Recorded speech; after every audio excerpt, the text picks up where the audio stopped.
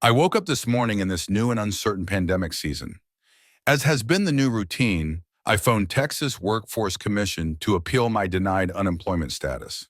For the first time, I got through. I spent the next bit of time going through the tedious menus that one would expect to accompany any state or federal entity. Then, following the last automated question, the dreaded dial tone returned. Frustration began trying to get the better of me, but in Christ I gave it no place. I then made my way to the one sink in the house that still works to find it leaking. Then my wife informed me that the washer had ceased to function. I'll admit I became a tad agitated, which is somewhat humorous, as I was agitated over the failure of an appliance which contains an agitator. The Lord indeed has a sense of humor. During my trek to the fuse box in the backyard, I noticed that a dilapidated section of fencing had listed further and noticed more uncertain spots in a roof that has seen better days. Indeed, these are not afflictions of great magnitude. But I found that the relentless smaller issues can wear on a man as they stack atop one another. This morning has been pretty representative of all mornings that have accompanied this uncertain season, and I know I am anything but alone in this sentiment. Please do not misunderstand me. I am not seeking that bows be rosined for unsympathetic violin concerto. As is often the case, my intent is to draw on the influence of perspective over circumstance.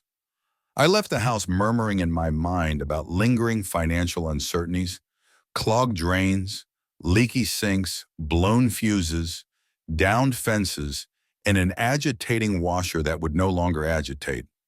I was beginning to give way to the damnable attitude that draws focus from God and sarcastically responds, "That figures."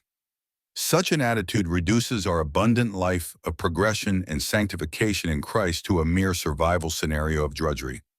There is no glory for the living God therein, and so the perspective graciously shifted. I'd rarely thank the Lord for any of the aforementioned fixtures or appliances during their many years of service. It had just been expected. I liken it to the condition of my body. Never have I had more structural issues, yet never have I been more grateful for the capacities to function that my body retains in hindsight. Isn't that like us as human beings, though, to take the daily grace and faithfulness of the Lord in all areas for granted? To just expect them as if they're owed us or deserved? Indeed, we ought to expect grace, for it is a tremendous facet of the Lord's character by which we're afforded hope that could come from no other source. But it should be expected with the humility of heart that understands that its facilitation is only by divine mercy, that we have nothing good, nothing of worth, nothing of merit that we have not received from the hands of Abba. As already mentioned, when we give place to cynical attitudes, we place ourselves in a box. We not only take our focus from the sustaining assurances of Jehovah Jireh, but we give place to the stagnating strongholds of fear, anxiety, and the like. But what man can add a cubit to his stature by worrying?